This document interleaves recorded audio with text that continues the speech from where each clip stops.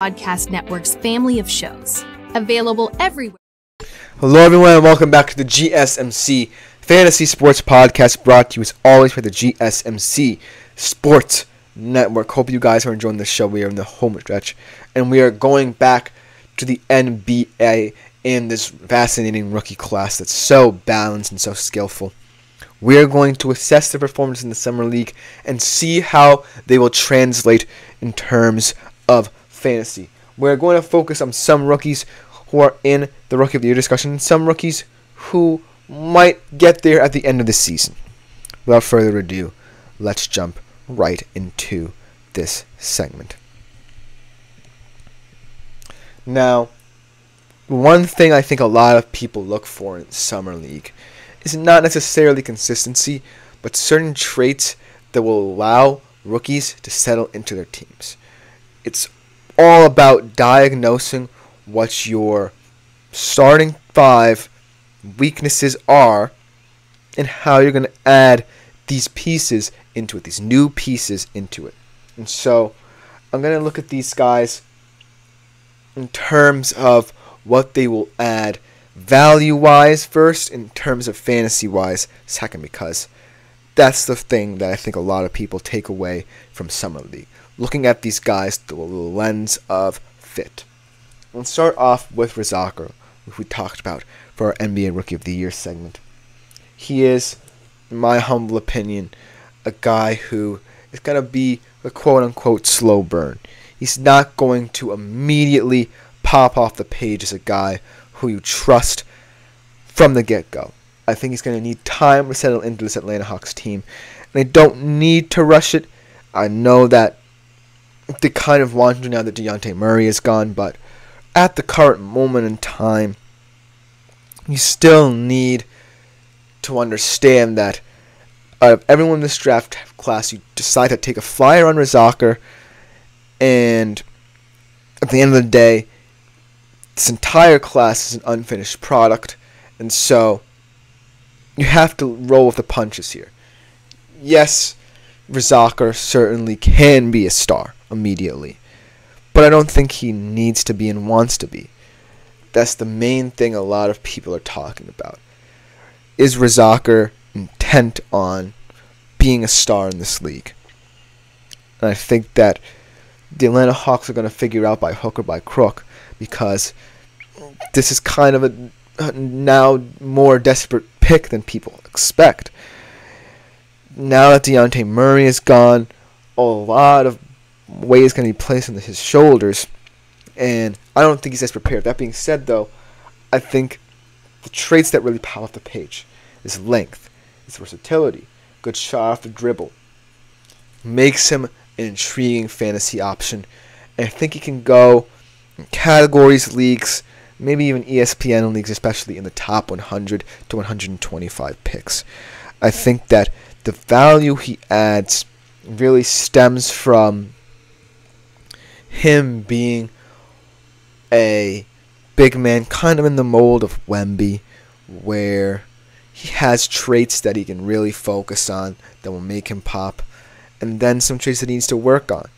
Maybe strength to add to his size will make him a player of intrigue in the future. But right now, Razaka is certainly a number one pick with a lot more questions than answers to him.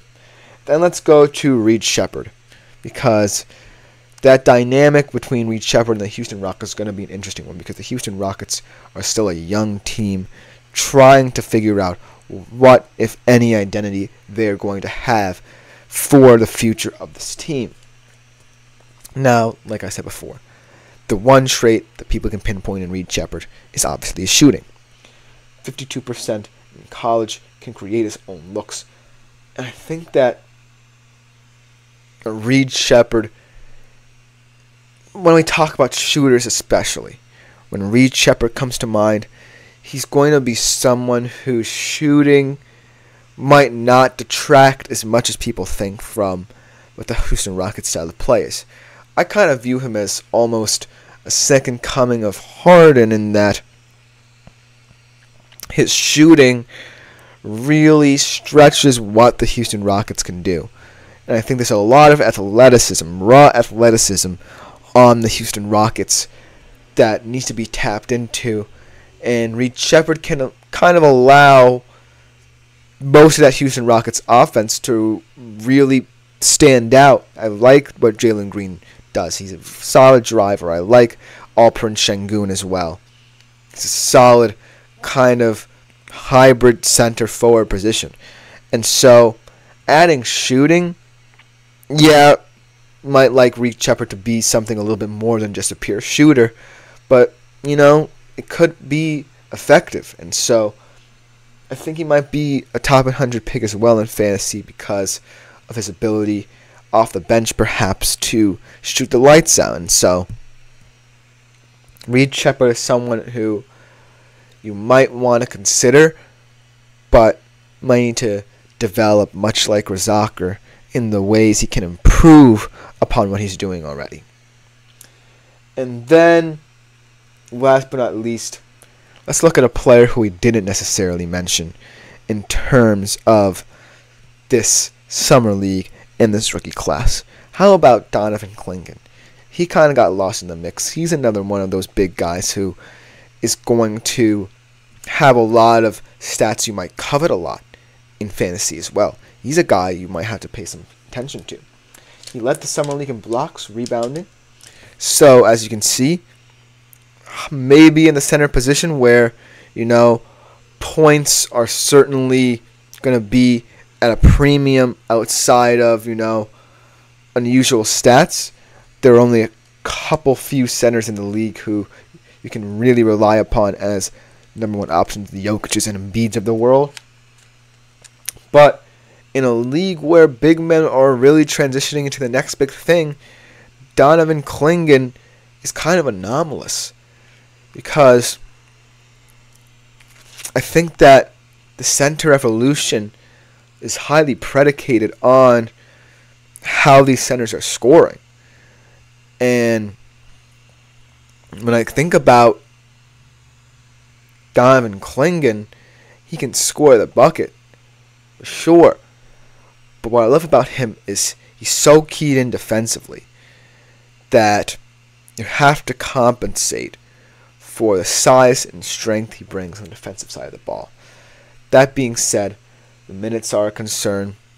It leaves on the Portland Trail Blazers where, they have a nice little mix of centers that they want to play. But I think that Donovan Clingan is more of a categories lead guy. And the reason being is that obviously categories, especially in rebounds and blocks, are going to be very important. So if you can get those weird stats, then you might be all set in terms of that department. But Donovan Clingan is certainly in a situation where he might not be as highly coveted as other options in this system. But the overarching sentiment thinking about this rookie class is that these are unfinished products. These are guys who, at the end of the day, are going to need to grow into what this team's thinking about them. And it really was a weird kind of lottery draft because you had teams at the top of the lottery that are more in retooling mode than full-on rebuild. Like, take the Hawks, for example. Everyone knew that they were going to give up at least one of their players, right? But they still have Trae Young. And if they truly believe in Razaker's skill set and believe that he can add more value and upside than a Dejounte Murray, then they felt like this is the draft where they just had to pick the best value for their team image in the future. And then from there, it really just opened up the best available fit. This felt like a very kind of best available, kind of by the book approach to this draft class. And who knows? Maybe this draft class is getting a little bit under-respected, underappreciated. But that just goes to show that the league is ever-changing. It's going to be very difficult for these young players to really find a place early and often to fit into this team.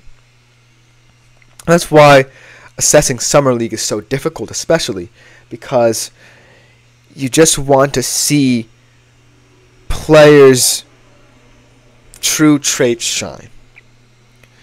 And when you've been watching and scouting these kids for such a long time, it really comes down to the fact of the matter being, well, how is my team going to improve? Should I go out and get this guy? And at the end of the day, when I talk about these guys who have so much room for improvement, but still have ways that they could and should affect their teams positively, I think that in fantasy especially, you're going to want to look out for this class. And I know it's going to be very difficult to really diagnose them from an early stage, but give them time to marinate in this league, and perhaps you will be slightly surprised, like pleasantly surprised by what they offer. That should just about do it for this segment. Coming up to end today's show, we finish with an IDP player profile of a player who had an injury-filled season last year, but I still believe is going to add a lot of value to one of the best defenses in the league. We'll be right back to talk about him after the break.